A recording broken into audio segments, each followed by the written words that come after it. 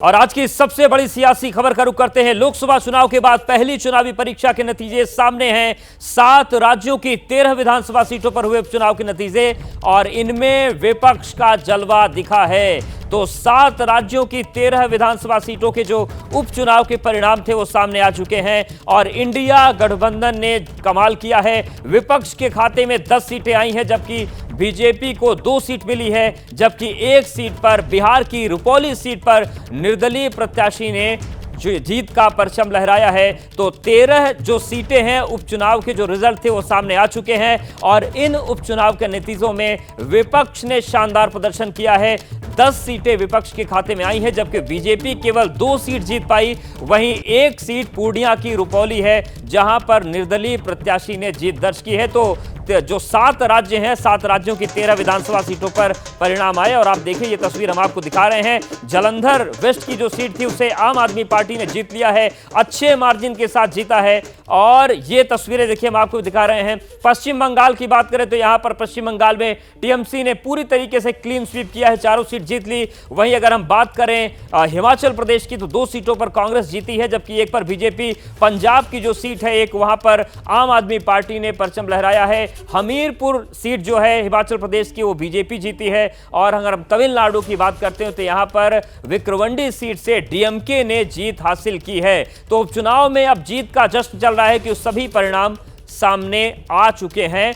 और हमारे साथ हमारे सहयोगी जुड़ गए हैं। शशांक कुमार बेतिया से बने हुए हैं, सचिन चंडीगढ़ से हैं जो हिमाचल और पंजाब पर अपडेट देंगे, वीरेश पांडे उत्तराखंड की 2 सीटों पर हमें जानकारी देंगे और भोपाल से नितिन, कोलकाता से रूमापाल हैं और आशीष कुमार सिंह भी हमारे साथ लगातार जुड़े हुए हैं। तो सबसे पहले शशांक आपके पास आ रहे हैं, ये जो पूर्णिया का परिणाम आया है ये क्या इशारा कर रहा है बिहार की राजनीति को लेकर? देखिए, बहुत बड़ा उलटफेर हुआ है बिहार में। ना इंडिया गठबंधन का जलवा देखने को मिला, ना एनडीए का। निर्दलीय प्रत्याशी यहां पर बाजी मार गए। उनका नाम है शंकर सिंह, पहले भी एक बार विधायक रह चुके हैं। अब आगे चल के 4 विधानसभा सीटों पर उपचुनाव होना है, तो एनडीए और महागठबंधन को अब नए सिरे से अपनी रणनीति बनानी होगी। बिल्कुल आपके पास शशांक आएंगे, एक बड़ा मैसेज गया, लेकिन आशीष सबसे पहले आपके पास आ रहे हैं। ये जो पूरा परिणाम रहा 7 राज्यों की 13 सीटों पर जो चीजें निकलकर सामने आई, ये क्या राजनीतिक संदेश दे रहा है? इंडिया गठबंधन आत्मविश्वास में भी है और ये वो दावा कर रहा है कि आने वाले वक्त में हवा बदल रही है। देखिए, चेंजिंग पॉलिटिकल डिस्कोर्स तो ये ज़रूर रिफ्लेक्ट कर रहा है। कांग्रेस भी देखें, आपके सवाल का जवाब देने से चंद मिनटों पहले जयराम रमेश ने एक ट्वीट किया है, उसमें वो कहते हैं both ways the results reflect the changing political climate in the country. तो ऑपोजिशन का रिसर्जेंस लग रहा है, जिसको ब्रश असाइड नहीं किया जा सकता, चाहे वो तृणमूल कांग्रेस हो या फिर दूसरे सहयोगी दलों, पंजाब में आम आदमी पार्टी हो। ये ज़रूर दिखाता है कि लोकसभा चुनाव के बाद कहीं ना कहीं राजनीतिक ट्रेंड बदल रहा है और आने वाले विधानसभा चुनावों को लेकर के बड़ा इंडिकेटिव रहेगा। पहले भी झारखंड हो, चाहे जे&के हो, महाराष्ट्र हो या फिर हरियाणा हो, ऐसा मान के चला जा रहा था कि ऑपोजिशन यहाँ पर मजबूत रहेगा। और मुझे लगता है कि 13 बाईपोल के रिजल्ट्स, आप सिर्फ इसको ये नहीं कह सकते कि महज 13 सीटें थी, अलग अलग प्रांतों पर था और मौका था यहाँ पर एनडीए को दोबारा से अपने कामों के दम पर वापसी करने का। लेकिन ये रिजल्ट से दिखाते हैं कि कहीं ना कहीं ऑपोजिशन का ग्राफ अब बढ़ रहा है और आने वाले दिनों में खास करके असेंबली इलेक्शंस के मद्देनजर अगर हम देखें तो बहुत कड़ी टक्कर अब ऑपोजिशन एनडीए और बीजेपी को दे सकेगा। बिल्कुल, यानी कि केवल ये मामला 13 सीटों का नहीं है, कई प्रांतों का है और ये तस्वीर बता रही है कि जो राजनीतिक परिदृश्य है वो बदल रहा है। आप सभी हमारे साथ बने रहिए, एक बार विस्तार से देख लेते हैं कि जो परिणाम सामने आए हैं वो किस तरफ इशारा कर रहे हैं और आंकड़ों का जो गणित है वो क्या कह रहा है। तो पूरी तस्वीर आप देखिए, ये 13 सीट 7 राज्य हैं। पश्चिम बंगाल की बात करें तो उपचुनाव 4 सीटों पर हुए थे, टीएमसी 4 की 4 सीट जीत गई और 4 सीट पर बीजेपी हार गई, यानी कि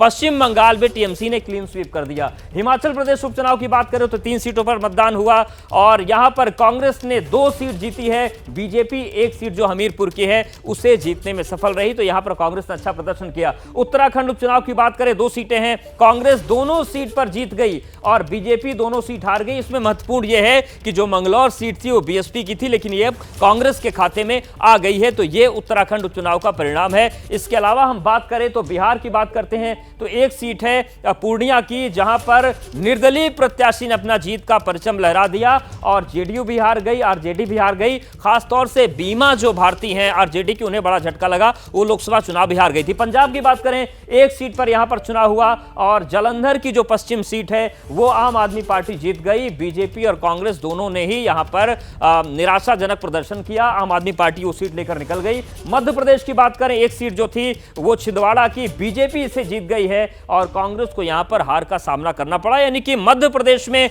राहत बीजेपी को मिली है। वहीं तमिलनाडु की अगर हम बात करते हैं तो यहां पर एक सीट में उपचुनाव हुआ, डीएमके ने यहां पर बाजी मारी है। वहीं हम बात करते हैं पीएमके और एनटीके की, तो इन्हें हार का सामना करना पड़ा है। तो ये तमिलनाडु की एक सीट थी जिस पर डीएमके ने अपना कब्जा कर लिया। तो ये पूरी तस्वीर बनी और इन सब के बीच बात करते हैं हम पश्चिम बंगाल की, जहां पर ममता बनर्जी का जादू बरकरार है। बड़ी खबर यह है कि विधानसभा उपचुनाव में टीएमसी का परचम लहराया है और बंगाल की जो 4 सीटें हैं जिन पर उपचुनाव हुए, उन सभी सीटों को टीएमसी ने जीत लिया। टीएमसी को उम्मीदवार जीत गए। टीएमसी ने रायगंज, राणाघाट, बागदा सीट और मनिकतला सीट पर कब्जा किया है। पहले इनमें से 3 सीटें बीजेपी के पास थीं। ये बीजेपी के लिए बहुत बड़ा झटका है और जिस तरीके से लोकसभा चुनाव में पश्चिम बंगाल में टीएमसी ने शानदार प्रदर्शन किया था, पिछली बार की अपेक्षा मत प्रतिशत भी बढ़ा, सीटें भी बढ़ी और अब उपचुनाव में भी टीएमसी ने क्लीन स्वीप 4 सीटों पर कर दिया है। सच्चाई जब सामने आया तो सारा जनता बीजेपी से मुंह मोड़ लिया है और सारा जनता का जनादेश इस बार तृणमूल कांग्रेस को मिला है। मैं तहे दिल से शुक्रिया अदा करना चाहता हूँ रायगंज के जितने भी मेरे वोटर हैं उन सब। Work. I'm grateful to every councillors, all my team leaders, my daughter, and all the block presidents, and on top of that, Madam Mamata Banerjee. और अब सीधे रुख करते हैं कोलकाता का। रूमा पाल हमारे साथ बनी हुई। रूमा, जिस तरीके से 4 सीटों पर उपचुनाव हुए, 3 बीजेपी के खाते में थीं और ये 3 सीटें टीएमसी के कब्जे में चली गई, तो क्या ये माना जाए कि लोकसभा के बाद विधानसभा उपचुनाव में भी बीजेपी को झटका लगा है और ऐसा लग रहा है कि पैर उखड़ रहे हैं बंगाल से? जी बिल्कुल। पहले बता देते कि राज्य के मतगणना केंद्र में अभी हरे रंग की बौछार है और तृणमूल कांग्रेस अभी जीत की खुशी मना रहे हैं। जैसे कि आप कह रहे थे कि 3 सीटें बीजेपी के खाते में थी, अब तृणमूल कांग्रेस के कब्जे में आ गई है। ये सबसे बड़ी बात है। देखिए 2021 में जब विधानसभा चुनाव हुए थे, ये 3 जो सीटें थी बीजेपी के खाते में थी और बीजेपी के जो उम्मीदवार थे वो तृणमूल कांग्रेस का उन्होंने दामन थाम लिया था। जैसे रायगंज में कृष्ण कल्याणी की अगर बात करें तो उसके बाद उन्होंने 2024 में अभी जो लोकसभा चुनाव हुए वहां पर चुनाव लड़ा, लेकिन हार गए थे। लेकिन बाद में देखिए अभी विधानसभा चुनाव लड़े हैं और 50,000 से भी अधिक वोटों से जीत गए हैं। वहां पर तृणमूल ने अपनी जीत दर्ज करवा दी है। और दूसरी तरफ राणाघाट दक्षिण में भी देखिए, वहां भी तृणमूल कांग्रेस ने 33,000 से भी ज्यादा वोटों से अपनी जीत दर्ज कराई है। उधर बगदा में भी 39,000 से भी ज्यादा वोटों से जीत दर्ज कराई है। और मानिकतला की बात करें, यही सीट जो थी तृणमूल कांग्रेस के कब्जे में थी, लेकिन तृणमूल कांग्रेस की सबसे कह सकते हैं कि सबसे सरदर्द की वजह थी कि यहाँ पर लीड बढ़ाया जाए। कितना बढ़ा सकते हैं? 62,000 से भी अधिक वोटों से जीत गई है तृणमूल कांग्रेस। मतलब अब कहा जा सकता है कि राजनीतिक गलियारों में यह चर्चा है कि बीजेपी को अपना बिल्कुल रूमा, यानी कि क्लीन स्वीप तो किया ही और मार्जिन जब 50,000 के ऊपर विधानसभा में पहुंच जाए तो यह भी स्पष्ट संकेत देता है। हिमाचल की बात कर लेते हैं। बड़ी खबर हिमाचल प्रदेश से भी आ रही है, जहां पर 3 सीटों के परिणाम आ चुके हैं और वहां पर कांग्रेस का दबदबा बरकरार है। देहरा सीट पर मुख्यमंत्री सुखविंदर सिंह सुक्खू की धर्मपत्नी और कांग्रेस उम्मीदवार कमलेश ठाकुर को जीत मिल गई है। नालागढ़ सीट पर भी कांग्रेस के उम्मीदवार को जीत मिली है। वहीं हमीरपुर में बीजेपी के उम्मीदवार आशीष शर्मा ने जीत का परचम लहराया है। तो 3 सीटों पर उपचुनाव हुए, जिनमें से 2 पर कांग्रेस ने जीत दर्ज की है, जबकि 1 सीट पर बीजेपी कामयाबी हासिल कर सकी और इसी वजह से अब जो कांग्रेस के जो कार्यकर्ता हैं वो जश्न मना रहे हैं। तो हिमाचल प्रदेश की अगर हम बात करें तो यहां पर 3 सीटों पर उपचुनाव हुआ। सचिन हमारे साथ बने हुए हैं। सचिन, जो हिमाचल प्रदेश के परिणाम सामने आए हैं, ये क्या ये संकेत कर रहे हैं कि जो बीच में अस्थिरता लग रही थी, राज्य में लग रहा था कि कांग्रेस डामाडोल हो रही है, दल बदलू खेल बिगाड़ेंगे, लेकिन उनको जनता ने जवाब दे दिया? जी देखिए, हिमाचल में जो राजनीतिक स्थिति है अब जो है, अब स्टेबिलिटी जो है, पॉलिटिकल स्टेबिलिटी जो है हिमाचल में हो गई है। क्योंकि बात करें हिमाचल में जो जनवरी फरवरी में जब राज्यसभा चुनाव थे उस वक्त जो राजनीतिक हलचल तेज हुई थी, उस वक्त ये लग रहा था कि भारतीय जनता पार्टी जो है कांग्रेस सरकार को टॉपल करने में कामयाब हो जाएगी। जिस तरीके से 6 विधायक जो है कांग्रेस के वो चले गए थे, जिनको डिस्क्वालीफाई किया गया था। फिर जो है बाद में वहाँ उपचुनाव हुआ, उसमें से भी 4 उपचुनाव जो है कांग्रेस जीत गई। अब जो स्थिति जो विधानसभा में पहले थी कांग्रेस की वही है। 40 एमएलए जो हैं वो कांग्रेस के अब विधानसभा में हो गए हैं और भारतीय जनता पार्टी जिनके पहले 25 एमएलए थे उनके 28 हो गए हैं। पर कांग्रेस जो है अब कंफर्टेबल मेजॉरिटी है कांग्रेस की, तो पॉलिटिकल बिल्कुल कंफर्टेबल मेजॉरिटी हमारे साथ बने रहिए सचिन। तो देहरा सीट की अगर हम बात करें हिमाचल प्रदेश की, तो मुख्यमंत्री सुखविंदर सिंह सुक्खू की धर्मपत्नी और कांग्रेस उम्मीदवार कमलेश ठाकुर जीती हैं। उन्होंने क्या कहा, सुनवाते हैं। कि हिमाचल की जनता ने जनबल का साथ दिया और धनबल की पराजय हुई, और मैं दावे के साथ कह सकता हूँ ये जनता की जीत है। भगवान के आशीर्वाद से, देवी देवताओं के आशीर्वाद से, जिस प्रकार का राजनीतिक षड्यंत्र जनता की सरकार को गिराने के लिए किया गया, 16 महीने से हमने जनता के हित में कार्य किए और जिस प्रकार की राजनीतिक षड्यंत्र का जवाब हिमाचल की जनता ने दिया है वो आपके सामने है। चुनाव तो चुनौतीपूर्ण हो जाता है, कोई के साथ भी, चुनौती के साथ भी और उसके चुनाव के साथ भी। आप क्रेडिट किसे देंगे इस चीज़ का? मैं इसका क्रेडिट जनता को दूंगी जी, भाई बहनों को दूंगी जिन्होंने कंधे से कंधा मिला के साथ दिया। अब एक ही परिवार से आप 2 सदस्य हैं जो विधानसभा पहुंच रहे हैं, किस तरह से आप देखते हैं इस सबको और क्या प्राथमिकताएं रहेंगी आपकी? देखिए जी, उनका मतलब कि सीएम साहब की अपनी ड्यूटी है, मेरी अपनी ड्यूटी है अपने देहरा के प्रति, तो अपनी अपनी ड्यूटी निभाएंगे हम। बहुत खुश है, बहुत ज़्यादा खुश है। देहरा के लोगों के लिए को बहुत ज़्यादा थैंक यू बोलना चाहेंगे अपनी तरफ से कि उन्होंने मेरी माता जी पे ये भरोसा रखा है अपना, और बहुत खुश है। हाँ जी, बहुत बड़ी जीत है ये। अब पहले पापा के लिए हम यहाँ पर खुश थे, अब मम्मा भी हमारी जीत गई है, तो हमारे लिए वो भी बहुत बड़ी बात है। काफ़ी अच्छी बात है कि देहरा ने हमारे लिए क्या बोलते मम्मा को इतनी उससे जिताया है, और आगे भी देहरा के लोगों पे हमें पूरा विश्वास है वो हमें जिताएंगे आगे, तो बहुत खुशी बात है। तो सुना आपने सीएम सुक्खू और उनके पूरे परिवार की प्रतिक्रिया। बात करते हैं पंजाब की। पंजाब में आम आदमी पार्टी का जलवा बरकरार है। जालंधर पश्चिम सीट से आम आदमी पार्टी के उम्मीदवार करीब 37,000 वोट से चुनाव जीत गए। बीजेपी के उम्मीदवार दूसरे नंबर पर रहे और कांग्रेस के उम्मीदवार तीसरे नंबर पर पहुंच गई। आम आदमी पार्टी के उम्मीदवार मोहिंदर भगत की यहां पर जीत हुई है और इससे आम आदमी पार्टी अब जश्न के रूप में ले रही है।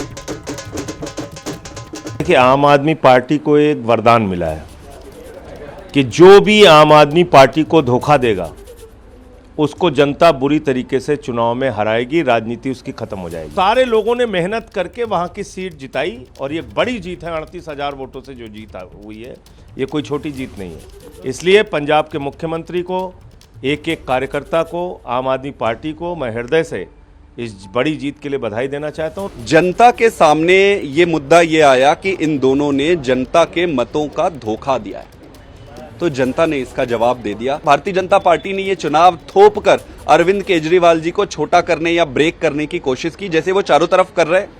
उनके मुंह पर ये तमाचा है। आप केजरीवाल को जेल के अंदर रख सकते हो, पर केजरीवाल की जड़ें अभी बहुत अंदर जा चुकी है। आप उसको हरा नहीं सकते, ऐसे मत करो। दोबारा ये सीट हमारे पास ही रही, क्योंकि 2022 में भी ये सीट आम आदमी पार्टी के पास थी और आज भी आम आदमी पार्टी के पास है। लोगों ने एक बार, जलंधर वेस्ट के लोगों ने एक बार दिखा दिया कि जलंधर वेस्ट के लोग, पंजाब के लोग आम आदमी पार्टी के साथ हैं, सरकार के साथ हैं। बिल्कुल लोग आम आदमी पार्टी के साथ हैं। कैंडिडेट भले ही कोई आ जाए। जनता ने सबक सिखाया। जनता इस तरीके से धोखा देने वाले लोगों के साथ कभी नहीं जाती।